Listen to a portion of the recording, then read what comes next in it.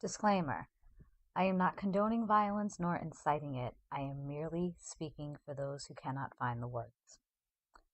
Over the last few weeks, our country has seen numerous demonstrations and protests in fear of our rights being taken from us.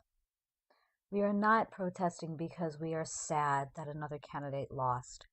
We are not protesting because we are simply not getting our way. We are protesting and we are resisting because we are fearful of the rights we have obtained being taken from us. We are fearful that the equality we have fought so hard for is being stripped away and being told to us that we will never obtain it again.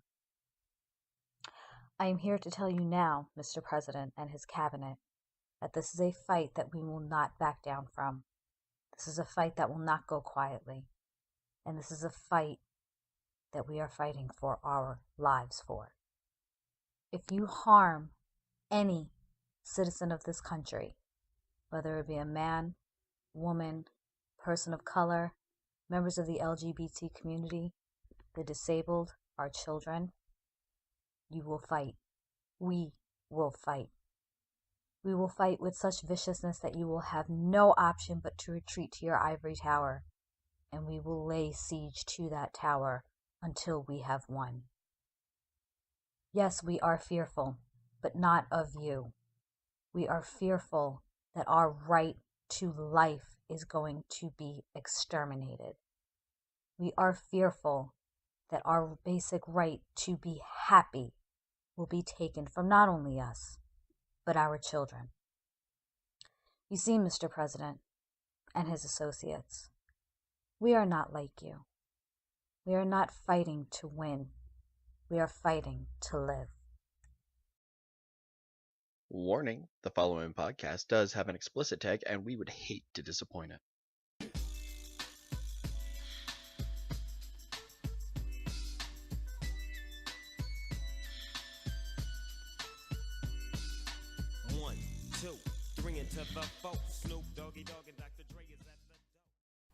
You're listening to Not Another Atheist Podcast, the Ramble Without a Cause podcast that breaks down issues in the secular humanist community and tries each week to push the limits of the explicit tag. I'm the polite Canadian Keith, and joining me as always is the New York born and bound bundle of attitude, Jen. Jen, thank you as always for setting aside the time to join me. Cool. So Jen's not in a very pleasant mood. Jen's not in a very pleasant mood today. Jen's talkative as fuck, as you can tell. So while she's busy mustering up the next 3 words she's going to utter, I'm going to invite a couple of our guests to fuck you in the ass with a cactus. That's more than 3 words for you. Fuck, that took a lot of effort. So I guess we're not going to hear much from Jen for the next little bit because that was a lot out of her. Anyways, so we have a very special episode lined up here. Regrettably, it's a little late, but too fucking bad. We have some friends joining us. You may remember them. We've ruined their show a few times. They've brought the quality of our show up a little bit, every once in a while. Questionable. Joining us are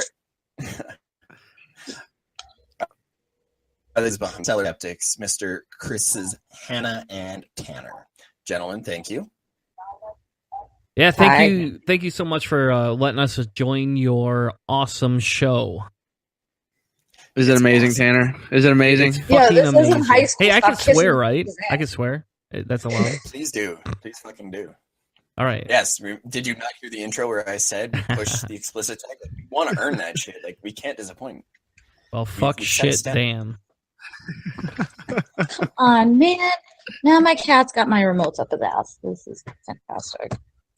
And I don't know what's going on. Explicit tag right there, folks. My cat's got a remote up its ass. Well, as long as it's not a rabbit. Can we auto-tune that? We don't do cable. We do Android TV boxes. Oh. So, we've got one which of those I recommend. Actually, one of those I recommend everybody get an Android TV box. Things like fucking ridiculously amazing. I love it. Cool. And you're not paying for cable. So, interesting discussion going on tonight. We tried to figure out what we could do last week, and a little delayed, so there's been more time to parse through the nuance of the issue.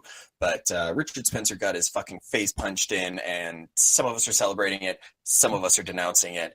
we're going to kind of go do a little bit of a roundtable discussion as to kind of maybe get a little more into the nuance of it, because we figured not just Jen and I could do it justice. So we'd have two of our friends who they're smarter than us. We thought we'd have them come on and kind of, maybe help us a little bit here. So Nazi punching, right or wrong. We're going to focus on that topic. We're going to do a little bit of everybody's going to give a quick short answer, and then we're going to go around the table again, and everybody's going to kind of give a little bit of a longer answer, kind of explain their positions, that type of deal. So because they're guests on our show, I'm going to let Tanner and Hannah. That's what I call the two of you, Hanner. That's what I actually call the two of you, Hanner. Ooh, sounds like a good hashtag. Power couple. I so ship you. I'm getting on fucking Tumblr. I ship the shit out of this. Jesus Christ.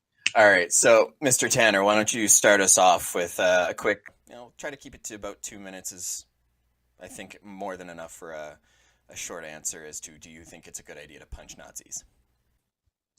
So the bigger question is, do I really think it's a good idea? So I have what you would call the black devil and the half white devil, because he's not really, I don't really have an angel, if you want to call it that. So part of me enjoys this. I enjoy seeing a Nazi gets punched. And then part of me says, where's the nonviolence, right? Where's the nonviolence? So I'll be honest, I'm one of those on the fence people.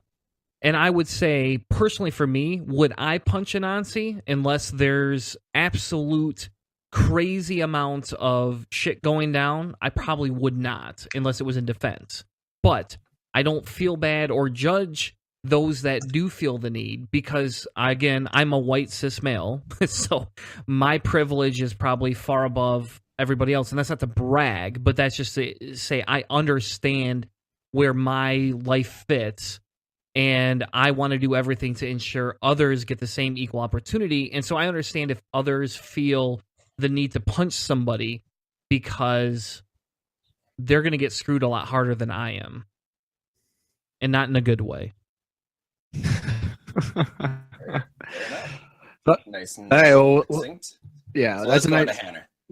That's a nice consisting of the typical Tanner emotional drive on that one. So basically, my perspective on this one is, what do I want the movement? What do I want the future of the country to look as if it were, or what I want it to be in the end? And so, to me, the best way to get the goal that I want is to live as if there is no random violence that people think selectively and rationally.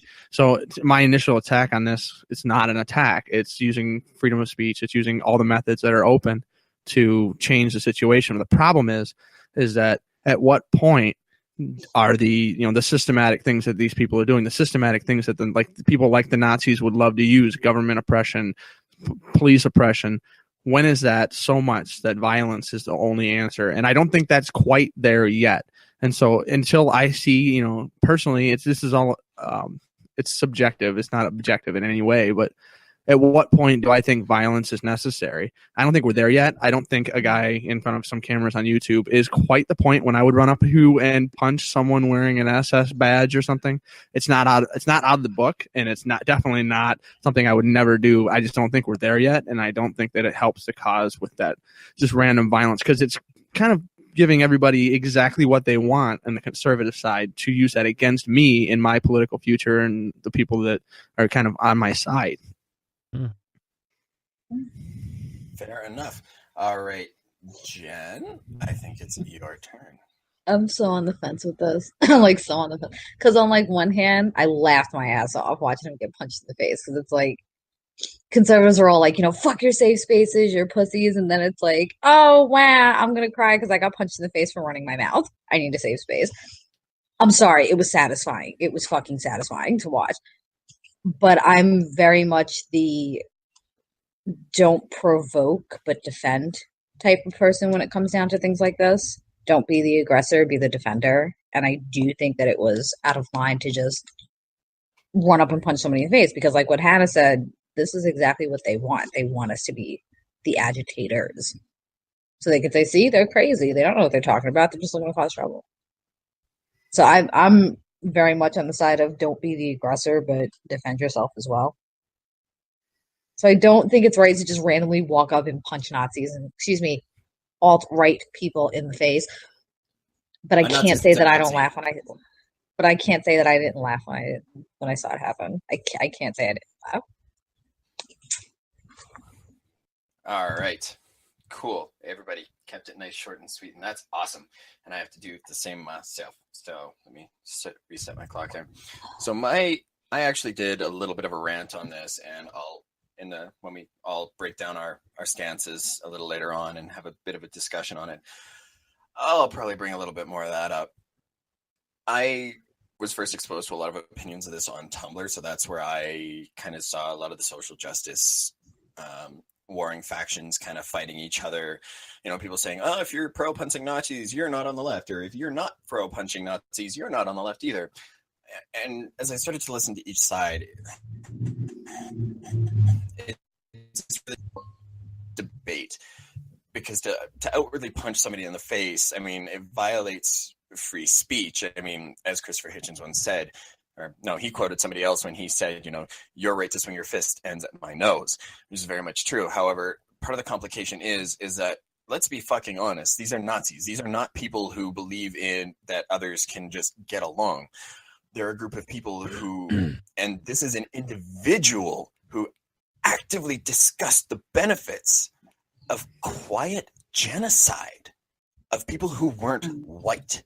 So at what point does his ideology become an opinion, at what point does his ideology shift from an opinion to an actual assault on somebody else's dignity and right to life? And this is where I struggle most, because at what point does somebody's reaction to it differ from just an argument and a discussion and a differing of opinions? And when does it become self-defense?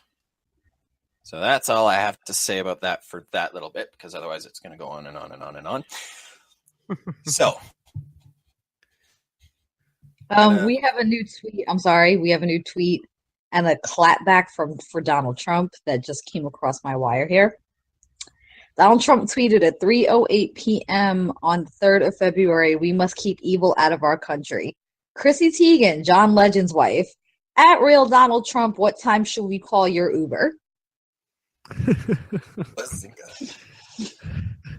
So I think before we really get deeper into the discussion, I think at least, and I'm probably biased because this is my opinion, is I do want to discuss the difference between an opinion and an assault on somebody else. Because let's face it, like we all probably have differing opinions on, what the best whiskeys are, what the best beers are, the best flavors of ice cream, politically, like what's the best decisions economically speaking, what are the best decisions socially.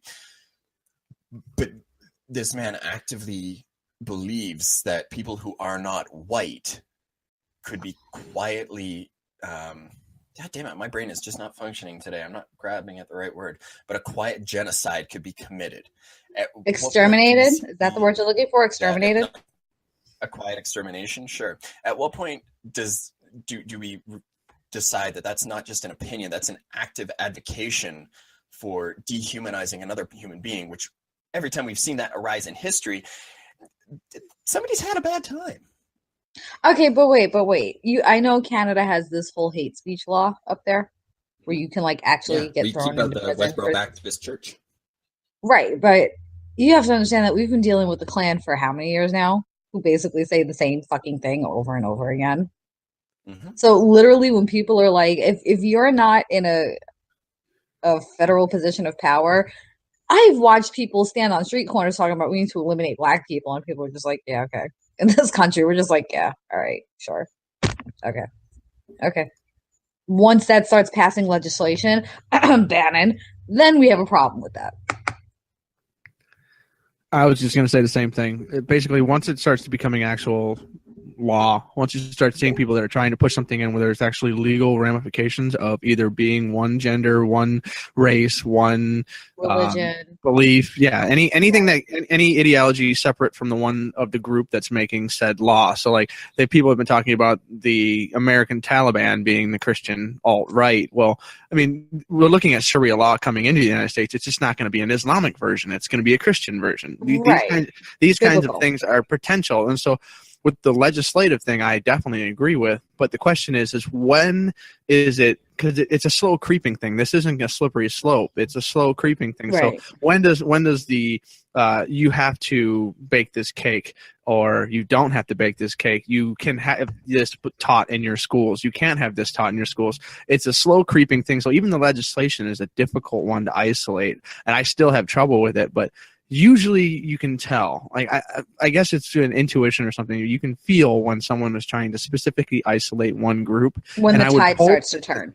I would hope to think that our society still has the ability to ration and reason to that point where they can see that somebody is going to be oppressed. But lately these days, I don't know for certain. Well, Canada sees hate speech very differently than the United States does too. Canada's like on that shit, you're in jail.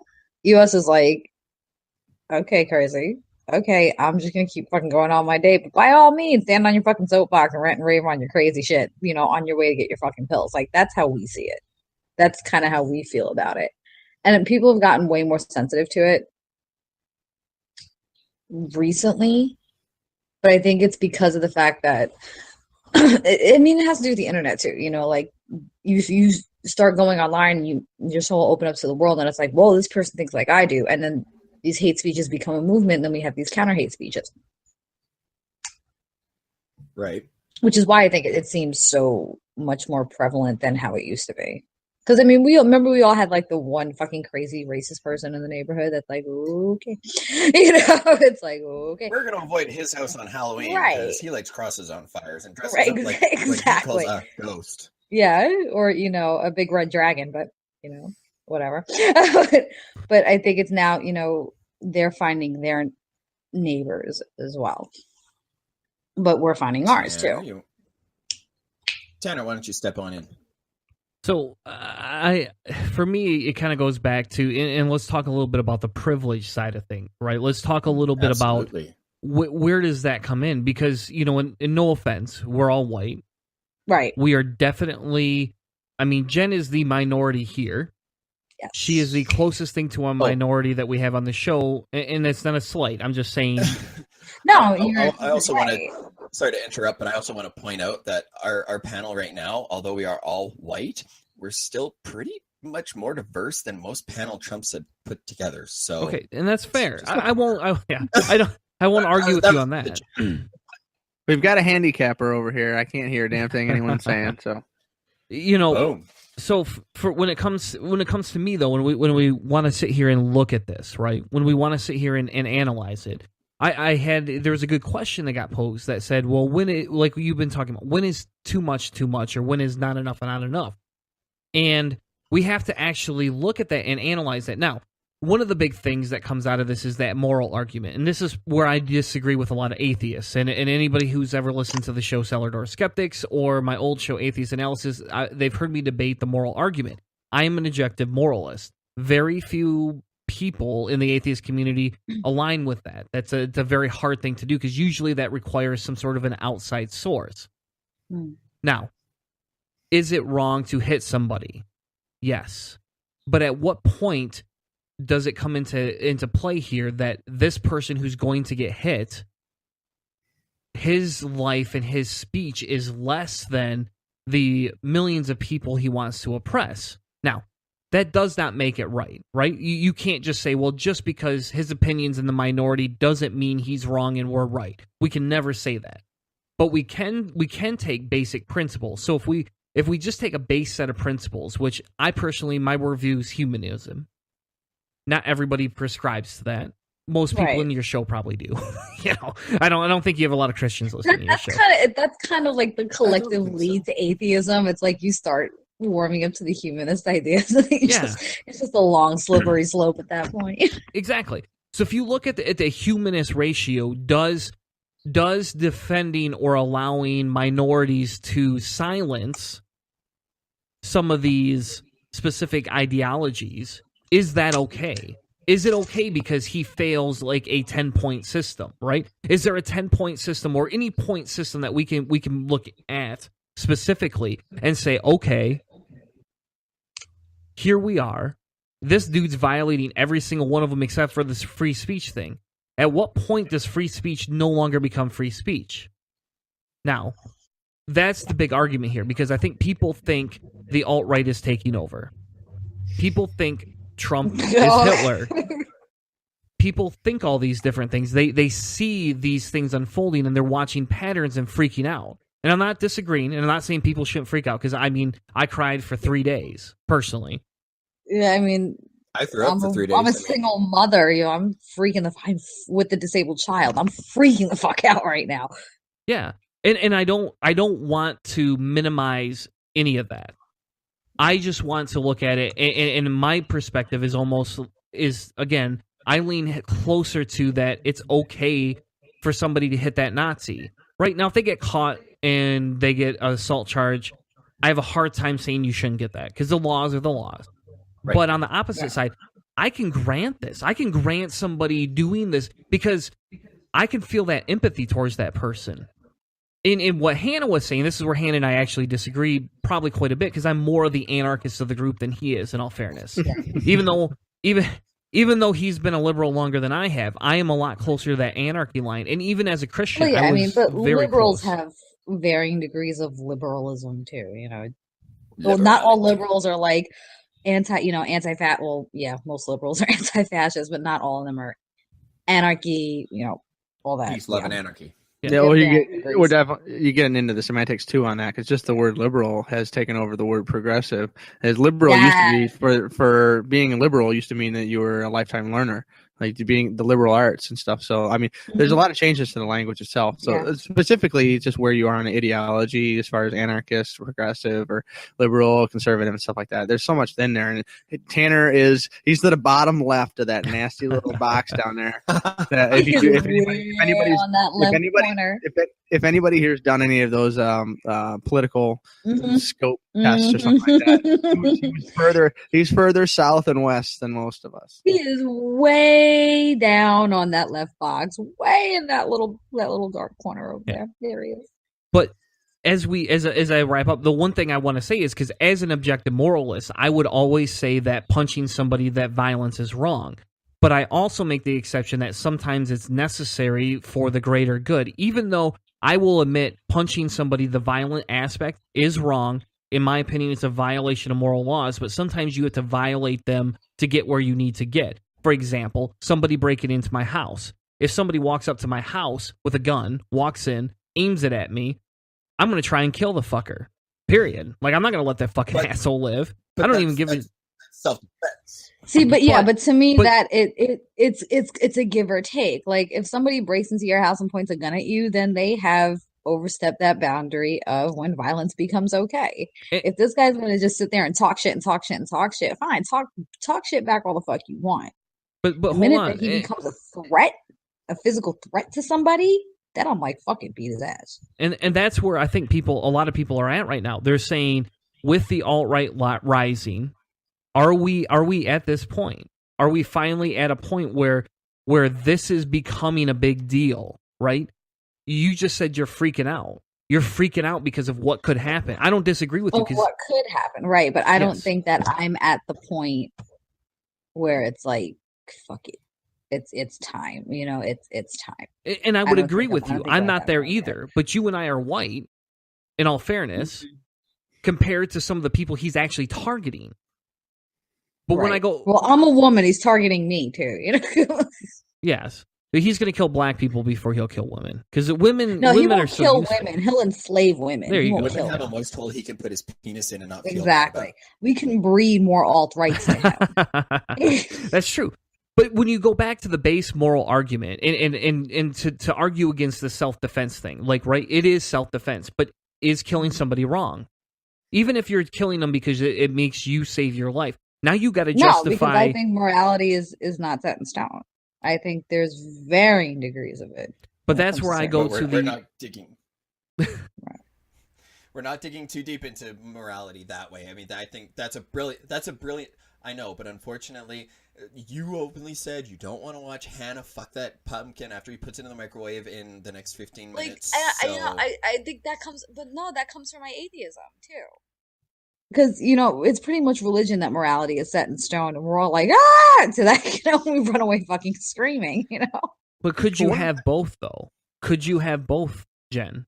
I mean, if you could have a semi-set in stone, more or less, and then turn around and be able to violate it. To me, there's certain steps to morality. Like, semi-set in stone is, okay, he's gonna sit here and run his fucking mouth, and people know that he's full of shit, and people know that he's fucking crazy. You run your mouth back, fine. The minute that somebody turns around and becomes a physical threat is when it's okay to become physically violent. There's like phases to this shit. There's levels. There's levels to this shit. But if you felt that you were going to be physically violated, you would fight back. Right.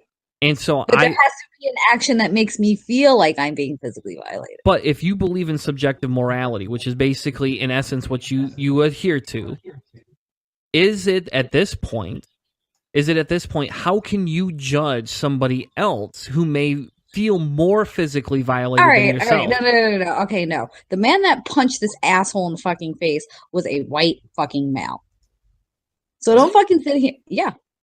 I've watched that video like 95 times to know he was clearly a white man. So don't fucking, I'm sorry, no. His physical well-being and his lifestyle is probably the least threat to anyone. This guy just wanted to fucking punch an asshole in the face. And you know what? I don't blame him. I want to punch this fucking dickhead in the face. I'm going to weigh in because, like I said, I did a bit of a long-winded speech on this online. I found a Facebook post where they were discussing it, and I put in my long-winded 2 cents because I had a realization, an epiphany, if you will, while I was going over some of the details of this discussion, and it occurred to me that my family, half of my family anyways, aren't white. My children are not gonna be white. So, while assholes like Richard Spencer would look at 6'2", blonde hair, green-eyed, pasty-ass motherfucking me, and they would think, that's the poster child, that's the person we want to protect, they're gonna look at the woman I'm gonna be marrying next year, and the kids that we're most likely gonna have, and say, well, they don't belong here, or they're less than human.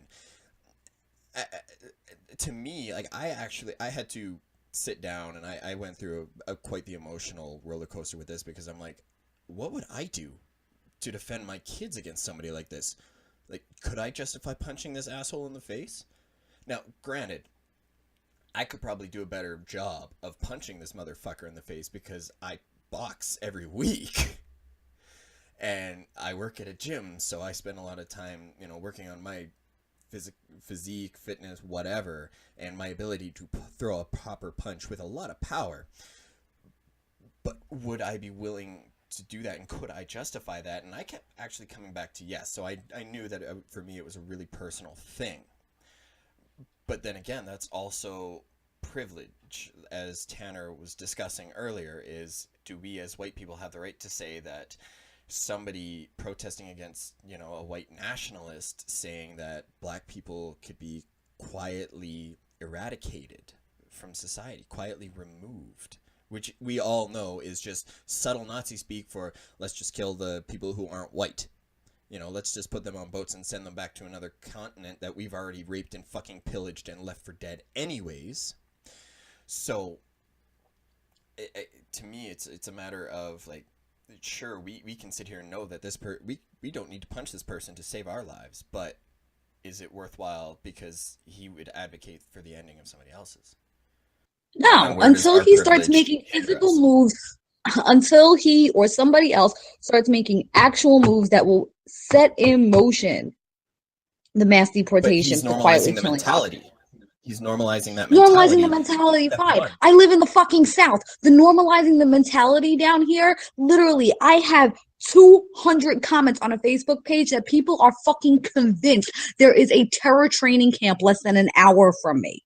This is the normalized thinking here. The normalized fucking thinking is everyone except white fucking Christians are wrong, but they are not making moves to eradicate anyone different. The minute that they do is the minute they're fucking taken out.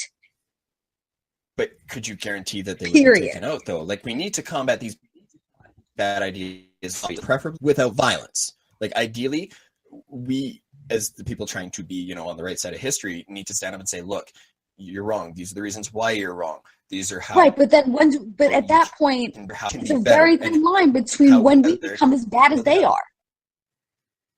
Okay, it's a very and here's something that I left out of my little speech, if you will, is that as I left it, I said, you know, legally, no, it's not right. Ethically, well, that's where it becomes a gray area, especially when it's as a form of protest to signify to somebody, we are not going to let you try to justify and recruit others until you can amass or hit such a time where you have critical mass to actually do what you say you want to do to us.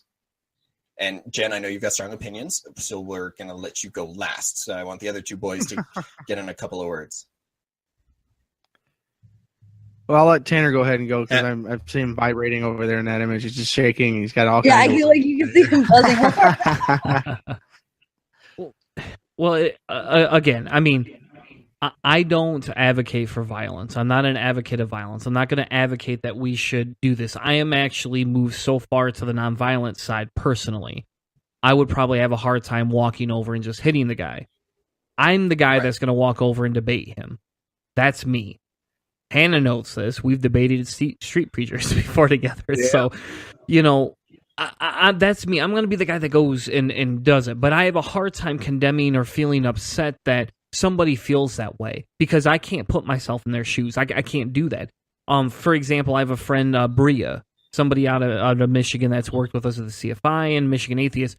She broke down and just said, why the fuck are you white people telling me how I should feel? And that's fair. That's a fair conversation. I can't tell her she can't feel like that. I can't tell her she can't go do this. I can't tell her that she should feel upset because she wants to punch the guy or she feels it's okay to do that. And I get the slippery slope argument. You can use it on the opposite side, though, and say, what if an atheist and a Christian punch each other? And we get down to the very base moral ethics. And what Nazis are violates the majority of what people today agree are agreeable ethics. And we could get back into the objective, subjective moral argument because I like that argument. And no, we can't. I know you love that argument. With this argument. And I do. That's a drinking night discussion. Huh? It's a drinking night discussion. That can be. And I'm already doing that. I've got we didn't even get to introduce the scotches we drink tonight, you know what I mean? But anyway. Yeah. But tonight's show has been brought to you by X Scotch. There you go. Tonight's show has been brought to you by Monkey Shoulder Scotch. And that's probably an inappropriate time to say that, but it has a literal monkey on the side of the bottle. And it tastes really good. Awesome, actually. Excellent. Anyway, but again, so I don't discourage people or encourage people. I'm just the guy that's being the contrarian here saying, hold on. Why don't we have this further discussion? Because at some point, when does free speech become too much?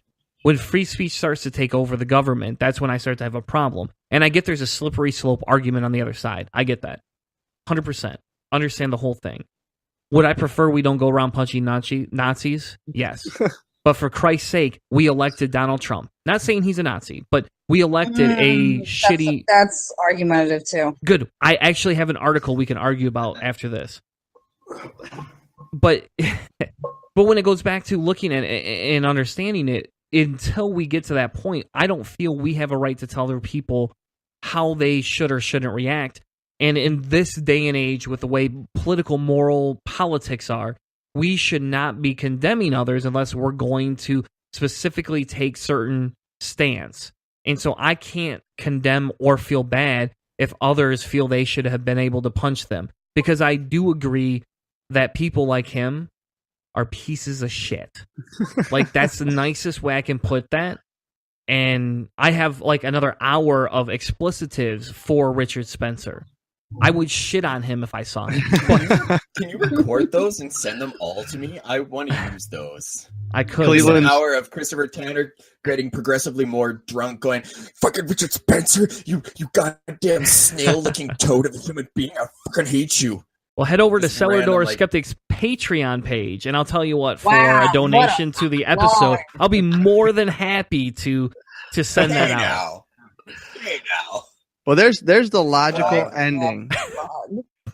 There's the logical I'm ending kidding. to to Chris Tanner's objective morality issue here. It's a Cleveland steamer. 'Cause that's obviously not going to violate anybody's morality here. So now I'm gonna take it away for some really interesting YouTube videos. If you don't, anybody that's young in the crowd here, if you've never looked up Cleveland steamer, go take a look and see if you might learn something this afternoon. Please, But, please look that up before you go. Make sure you do a reaction video, though. We need a reaction video. If you're gonna watch it, like record yourself watching it. Please, and then please refer to Urban Dictionary first before you start clicking on videos. no. Click on the videos, record yourself, and tweet at Another Atheist Podcast, and make sure you tweet right at them. Especially if your parents have a key tracker. Especially if your parents have a key tracker. So Oh yeah, that's even better. No, Anyway, that's so- not funny. I have one of those on my internet. Oh, I'm going to try to bring so this back Tanner- to a rational, reasonable conversation here. As I said You like earlier, punchy Nazis, or you don't? no, but sometimes it's okay. So you're a fascist. You're a fascist. I'm just gonna lay it out there. You're a fascist white person. Damn it, Hannah. Yes. You You got I know you voted got for it. Trump. Damn it. I get We that. know you did. We know you did. I've said it on the show how many times? Well, yeah, I sacrificed.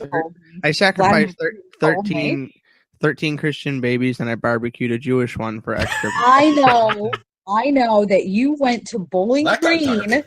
I know that you went to Bowling Green after that massacre and voted for Trump. I Who shaved- told I- me? I shaved my beard after I sold some guns in Ohio, and they Who never told caught me. He fucking told me. Well, man, it's going to be hard to have any kind of actual literal conversation anymore now. But when it comes to like this whole situation, like seriously, we hit the objective and subjective morality issue here. It always devolves to that when we have the political conversations and morality, and then, or if you talk the God question, and it's no longer Christian, Islam, Judaism, it's the first mover going down to, the divine first mover. It always regresses back to that. And I always take the simpler stuff instead of going into that, that rabbit hole. There's no answer there. Take the political end of this. So what is the political end for fascists, for Nazis, for white supremacists, for any of those groups whose initial intention is specifically oppression of certain groups, out groups, that's something that they don't like? And then what is the proper response for the people who are in that oppressed group? If there are more of those people, the minority, call them the minority, but let's face it, white supremacists are a minority in this country significantly. And so what we have to do is we have to live as, like I said earlier, and this is from Christopher Hitchens as well. So I know Keith likes to hit, but he talks about as living as if, and I'm basically covering a quote. Yeah. No, this is a. It's just it's one of the quotes, but I'm gonna break it apart so that it's relevant here. It's just living as if we are a system.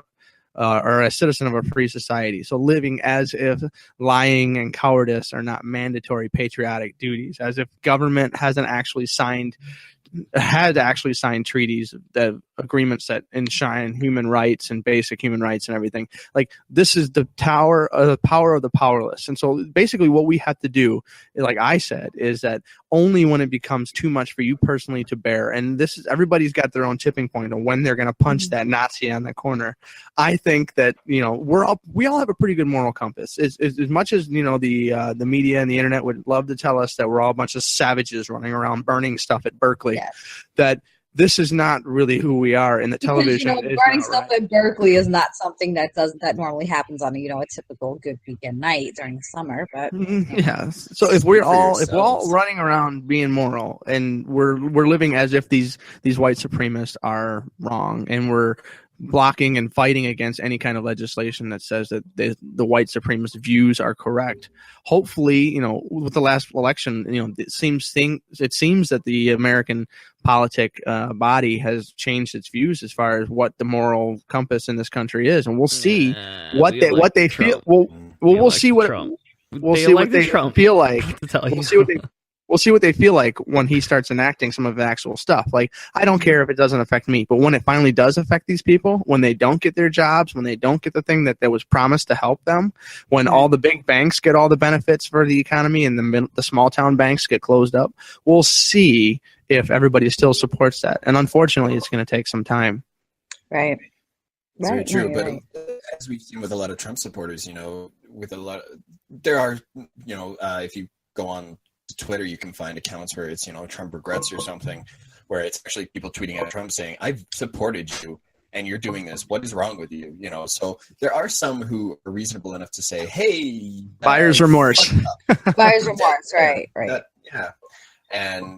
But unfortunately, like, so many of them are so diehard, no, Trump, pro Trump, anti everything that's not America, blah blah blah. You know what, I think it's become shameful to be wrong these days. It's become a mark of shame to have like egg on your face, so to speak.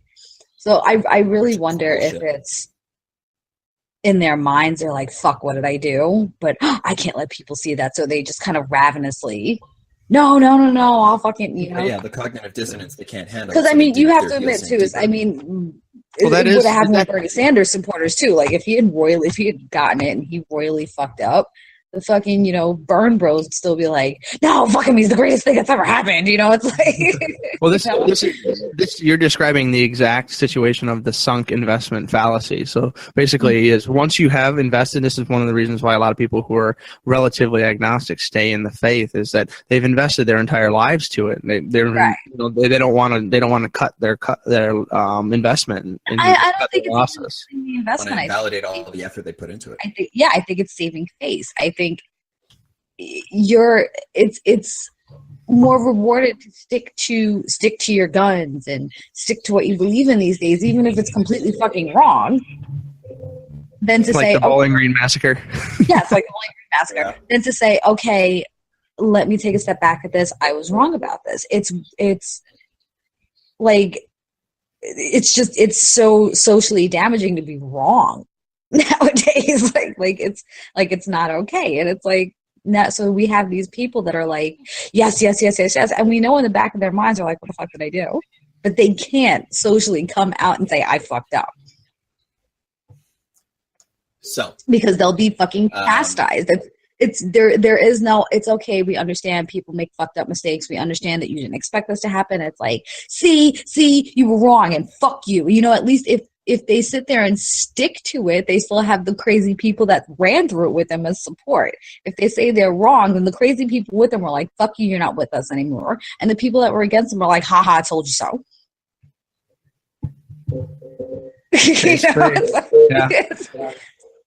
So it makes me wonder, so it makes me wonder how many of these fucking crazy diehard Trump supporters are really kind of in the closet scared.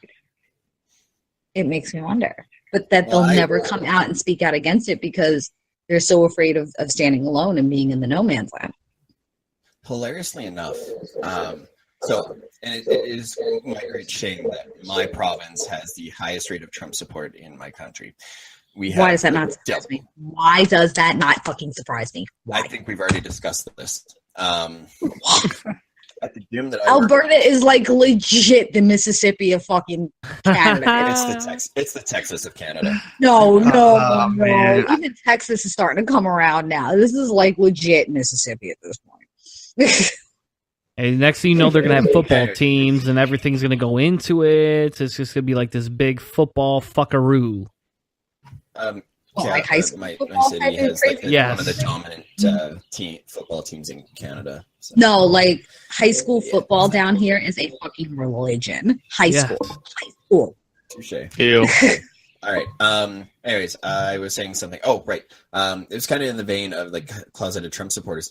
I found it hilarious because a lot of Trump supporters, they're like there are people who completely deny that sexism exists, who completely deny that racism still exists. They're Climate willfully change. ignorant of a lot of these things, but they're afraid to voice these opinions. And there's a gentleman who works out at my gym, and he and I chit chat a little bit. We don't go too deep into politics because I've found that apparently I have a bad tendency to kind of No, you don't stand mix very business and strong. politics. Ever.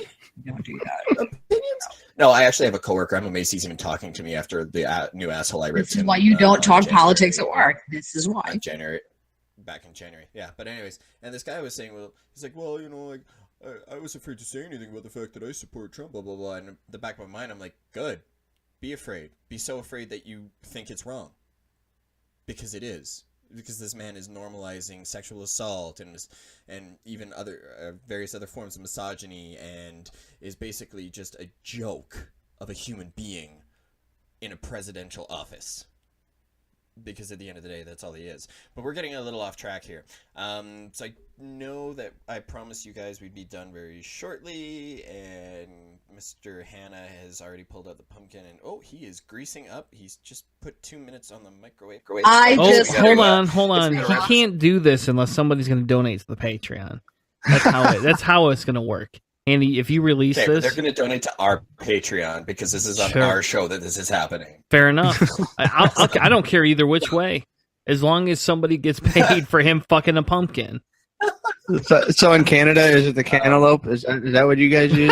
Oh no, that's like my favorite thing in the whole world. Please, please, please, can we not ruin cantaloupe? Please. I actually have one sitting in my refrigerator right now that I have to cut in the morning. Please. Oh, I'm going to send you a meme later. So there will be a meme I am coming not up. fucking looking at it. I'm not fucking looking at it. Fuck you. I'll send it to the I group think we're chat. all in agreement that we should not actively endorse. No, I'm not going to sit here and actively endorse punching Nazis in the face. But what's that guy's name? Milo. What the fuck? I can never pronounce his last name. Yiannopoulos. Yeah, that dude. Oompa Loompa guy. You know what the first thing I thought of when I saw him was? He's like every other scumbag that's ever approached me at the club. Typical juice head Greek motherfucker. But That's he's like, gay. hey baby. And he's like, hey baby, pop my roid pimples. I'll fucking, let me fucking drug your drink and drag you home. This is the exact vibe I got from him.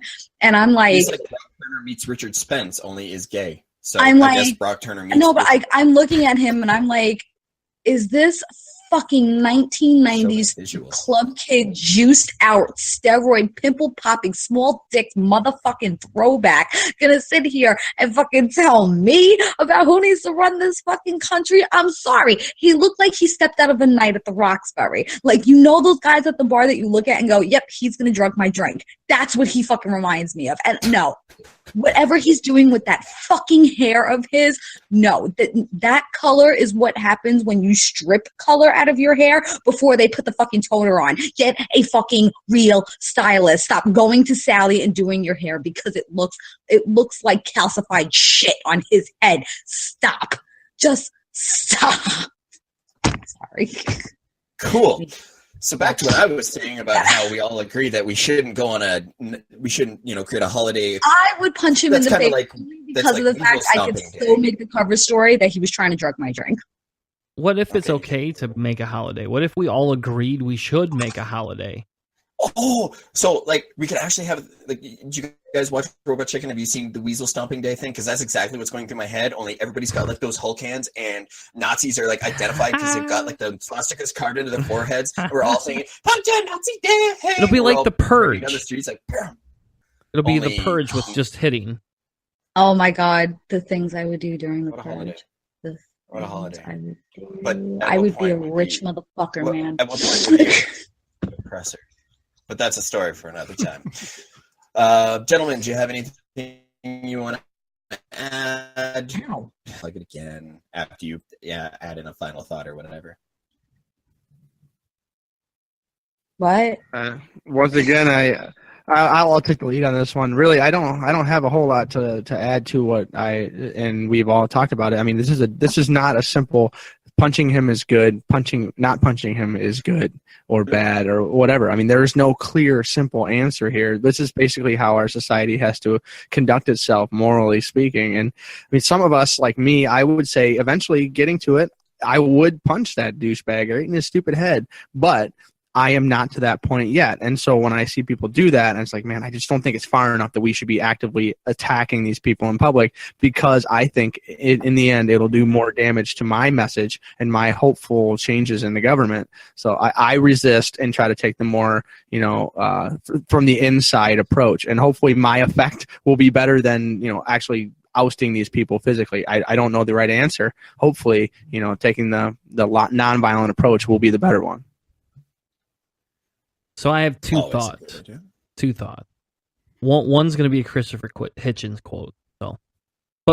So my first thought, and the first thing I would say when we look at this is if we took somebody, or even a rat or an animal, we put it in a cage, and we semi-tortured it, not like completely all-out torture, just a little bit of torture, just a little bit of this, poked it a little bit. What is it going to do? It's going to back up, and then we're like, okay, we're going to make this cage smaller. And you keep poking at it, and you keep poking and poking, and it just shrinks into the corner farther and farther away because it's trying to get away from what's going on. Eventually, you're going to make that cage so small and get so close to that thing, it has one of two options: either die or attack you. The question is, are we at that space yet? Maybe some of us aren't. Maybe others of us are.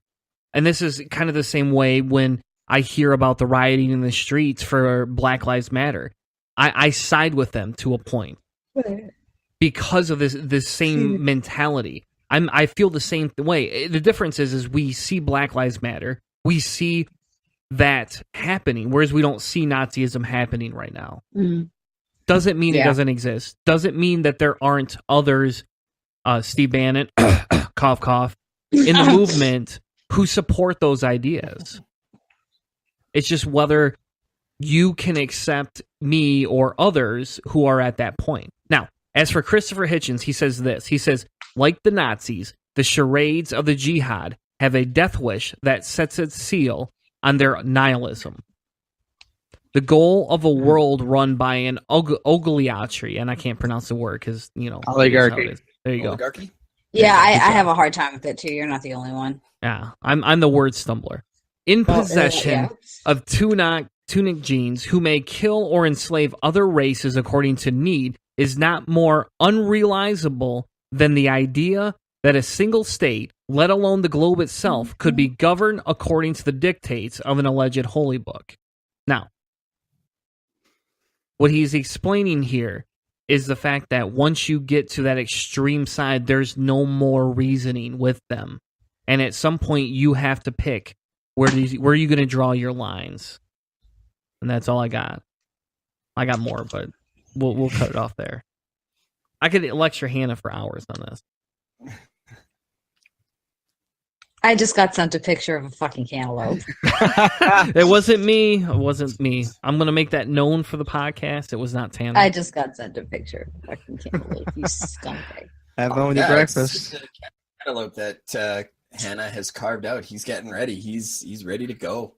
He's got the what is that? Is that shit. Parrots and amputee porn going on there? Hey, stop looking through my porn stash. All right, Jen, final thoughts. Man, all right. Like I said, I'm the don't be the aggressor, be the defensive. And I can only say that from my point of view, being a white cis female. As far as Nazi punching, oh my god, you know what? We need to make a new Saints Row game and actually make this a side game, Nazi punching. We should totally make this a side game in an open world video game. Anyway, I don't think we're at the absolute critical point where we need to punch these people. I don't think we are at the critical point that, like we are with BLM, with the police force, where they're actively starting to come in and attack. I don't think we're at that point. I do believe, though, that if President Bannon decides to get his fucking way, burn it to the fucking ground. Fuck it, take him out. Fuck it. If they start passing legislation that people have to register, people are going to be fucking rounded up, people are being targeted, fuck it, burn it to the ground, because then it becomes a physical threat to life and liberty. I think it's something that we need to keep an eye on very, very closely. And the minute we get a taste that they're looking for blood, fuck it, take them out. Fuck it. Take them out. Check it out. There you have it. Then I'm like, all bets are off. taking, Then I'm like, all fucking bets are off. You're fucking. I'm getting taste of this shit, and I can see it. You are physically making moves to start fucking doing this shit to people. Fuck you. All bets are off. But at this point, we're not quite there yet. Granted, if you punch a Nazi, I'm gonna fucking laugh. I'm sorry. I'm gonna fucking laugh. It's fucking hysterical. I'm sorry. If you punch a fucking Nazi, I'm gonna laugh. I'm not at the point where I'm getting ready to go out and start pistol whipping people. Although the day may come soon. Good Lord, are you done yet? You keep doing that pause. Fucking snack. Fuck you. Yo, eat your fucking weight on my diseased uterus right now. I don't even want to fucking hear it. Shut up. You keep cutting in and out, so all I heard was something about diseased views, and I thought that was really offensive. I said diseased uterus. Oh, well, that's definitely not what I heard. So, thank you, crappy internet connection of Canada that we just got last week, apparently. Gentlemen, thank you again for joining us. Listeners, in case you haven't listened to episodes with them before, we can be found at Not Jen's Finger. However, no, because I'm getting harassed on Facebook from Hannah right now. I have no idea what she's talking about, Hannah. Do you have any idea what she's talking about? No, I would never do anything weird on the internet. Yeah, that's. I think she's making shit up. I have stuff that argues against that. I have proof. I don't think Tanner has proof, and I'm going to cut him off if he tries to say he does. I do. Our guests can be found by Googling, Facebooking, Stitchering, Spreakering, iTunesing, Cellar Door Skeptics. That's 3 words. Cellar Door Skeptics. It's a beautiful day. I love every chance I get to listen to them, and really any chance we get to talk to you guys, it's an absolute treat, and I'm so sorry it's been so long. Jen and I are trying to get ourselves back on our podcasting feet. We're in the works of trying to discuss ways we can make this podcast a lot more frequent and easier for the both of us to fit into our lives. Jen's a single mother. I'm a struggling fiance trying to make ends meet and pay off crippling student debts. So I'm having fun doing that. So if anybody wants to, like PayPal me money, I'll do weird shit for you on camera, I guess. That's a thought. You know what I think? You know what I think Keith would be great as? A financial dominatrix. I think Keith would be a fabulous down. I'll try. So, everybody, thank you for this incredible discussion. I'm really glad that we get to discuss it with more people, and I think we exposed a couple of the areas that I haven't seen get covered. Like our privilege, and I kind of hope there was a little more we could get into, but whatever. Jen and I can talk about that. Maybe we've already talked about that. I don't know. That's just a call for it to when we record the rest of the episode. So, gentlemen, thank you for joining us. It's been a treat. Thank you. And I swear to God, Hannah, fuck you. Fuck you. You're completely fucking tormenting me on Facebook right now. Well, it's not skydiving. It's not skydiving gifts, so you guys can just relax. So this one isn't moving and flapping in the wind for you. I missed that gift. All right. I'm going to shut this off before the listeners get tired of us trying to say goodbye. Good night, everybody. Bye. Adieu. Peace. Before we push the big red X on finishing tonight's episode, I did just want to clarify to everybody exactly what's going on with the episode. So as it stands, I know I left the ending really ambiguous as to what's going on. I did that on purpose because I had intended on doing it one way, but it looked like we might have been doing it another, and now we're just doing it a completely different fucking way. So this was part 1 of what's going to be a 2-part discussion on it. The next part will be released in the next episode. Jen and I will kind of have our own little head-to-head on it, simply because now we've had a chance to think about our positions, and we've talked to other people. Anyways, should be a lot of fun. I'll try to keep that discussion to only about half an hour, lest we kind of beat it into tedium and boredom, and you guys just kind of skip the episode, which we would hate to do because you're wonderful listeners. So with that, I'm going to leave you guys with the final goodbye of the evening. Until next time. The Not Another Atheist podcast experience is run by Jen and Keith. If you wish to contact the hosts, please write to nehehp@gmail.com. They can be found at facebook.com/NotAnotherAtheistPodcast Or search Not Another Atheist Podcast on iTunes, Stitcher, and Google Play to subscribe and leave reviews. Because you live in fucking Canada.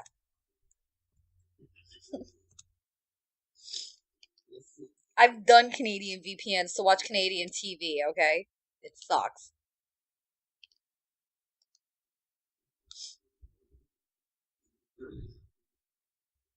I'm gonna make a giant you problem with my new vibrator for you. Giant. Asshole. Great. Now, every time I open that fridge, I'm picking up my panties and I'm going home, okay?